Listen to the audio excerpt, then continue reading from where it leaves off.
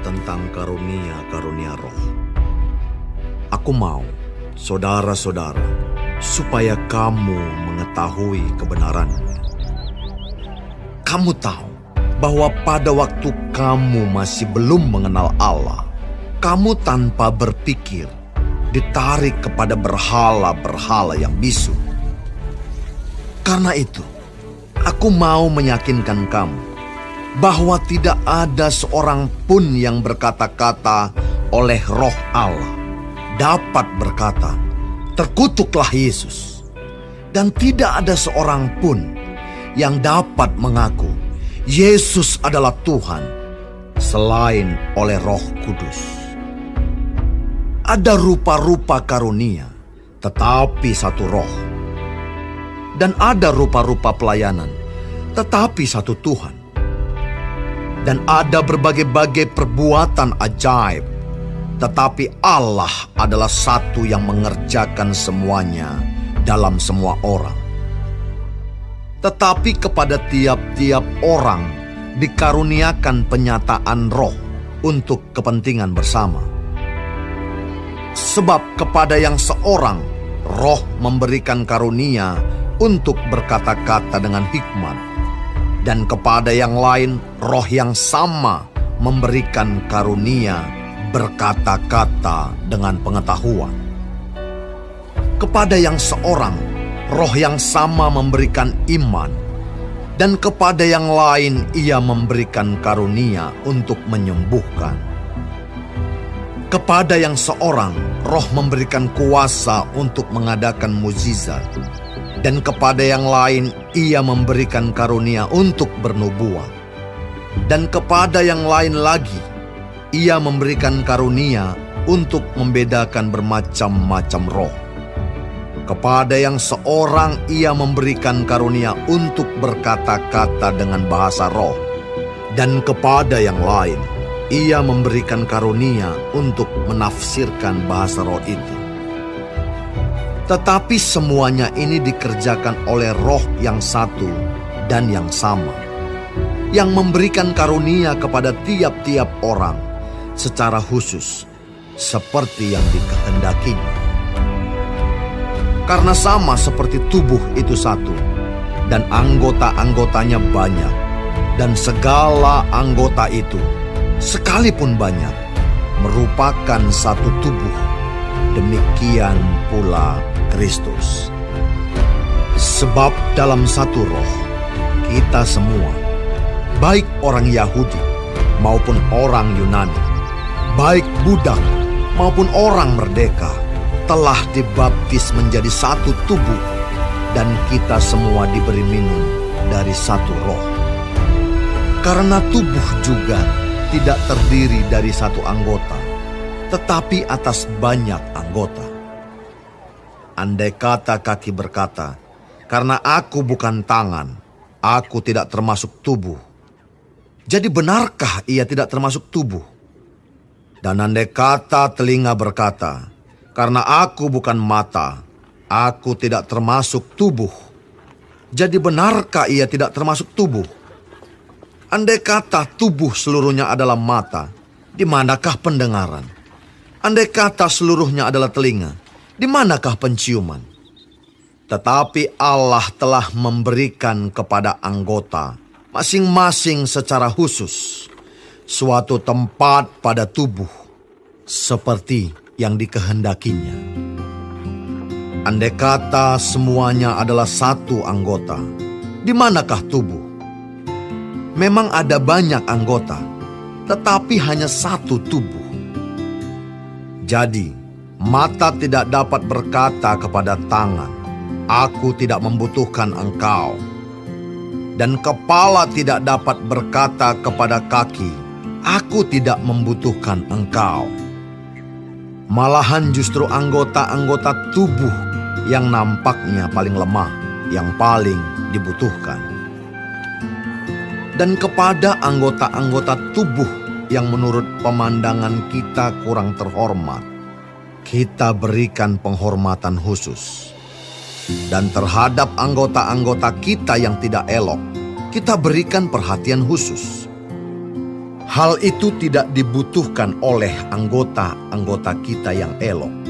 Allah telah menyusun tubuh kita begitu rupa, sehingga kepada anggota-anggota yang tidak mulia diberikan penghormatan khusus, supaya jangan terjadi perpecahan dalam tubuh, tetapi supaya anggota-anggota yang berbeda itu saling memperhatikan.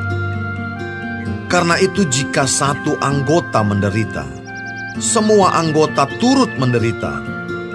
Jika satu anggota dihormati, semua anggota turut bersukacita. Kamu semua adalah tubuh Kristus, dan kamu masing-masing adalah anggotanya. Dan Allah telah menetapkan beberapa orang dalam jemaat. Pertama sebagai rasul, kedua sebagai nabi, ketiga sebagai pengajar. Selanjutnya, mereka yang mendapat karunia untuk mengadakan mujizat, untuk menyembuhkan, untuk melayani, untuk memimpin, dan untuk berkata-kata dalam bahasa roh. Adakah mereka semua rasul, atau nabi, atau pengajar? Adakah mereka semua mendapat karunia untuk mengadakan mujizat, atau untuk menyembuhkan, atau untuk berkata-kata dalam bahasa roh, atau untuk menafsirkan bahasa roh? Jadi, berusahalah untuk memperoleh karunia-karunia yang paling utama. Dan aku menunjukkan kepadamu jalan yang lebih utama lagi.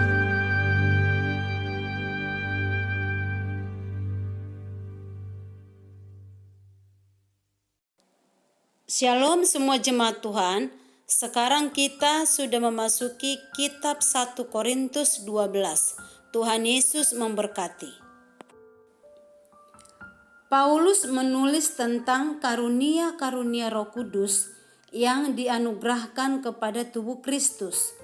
Karunia adalah bagian yang tidak bisa dipisahkan dari kehidupan dan pelayanan jemaat, dan Tuhan berkehendak agar karunia itu terus bekerja sampai Tuhan Yesus datang kembali. Adapun maksud dan tujuan karunia itu diberikan adalah, yang pertama, untuk menyatakan kasih karunia, kuasa, dan kasih Roh Kudus di antara umatnya dalam pertemuan atau untuk kepentingan bersama di dalam ayat 7. Tetapi kepada tiap-tiap orang dikaruniakan pernyataan roh untuk kepentingan bersama. Yang kedua adalah untuk menolong supaya pemberitaan Injil menjadi efektif. Yang ketiga, untuk memenuhi kebutuhan, menguatkan, dan membangun kerohanian jemaat. Dikatakan di dalam ayat 14, karena tubuh juga tidak terdiri dari satu anggota, tetapi atas banyak anggota. Yang keempat, untuk efektif di dalam peperangan rohani, melawan kuasa-kuasa jahat. Beberapa jemaat di Korintus memperoleh karunia-karunia yang spesifik dari Tuhan, dan ini membuat mereka tinggi hati, merasa tidak setara lagi dengan sesama anggota jemaat yang lain. Mereka merasa paling dikasihi Tuhan. Dan Paulus mengecam itu. Paulus atau kita hanyalah alat yang Tuhan pakai untuk membangun pelayanan dan kehidupan iman jemaat. Dikatakan di dalam ayat 4-5. Ada rupa-rupa karunia, tetapi satu roh, dan ada rupa-rupa pelayanan, tetapi satu Tuhan.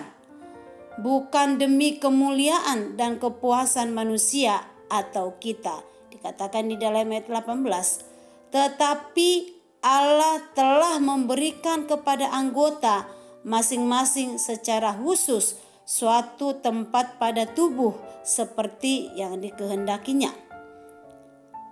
Karunia roh yang Tuhan berikan bagi kita harus pakai untuk meninggikan nama Tuhan dalam segala kemuliaannya.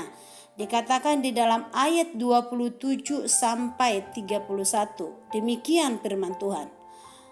Kamu semua adalah tubuh Kristus dan kamu masing-masing adalah anggotanya.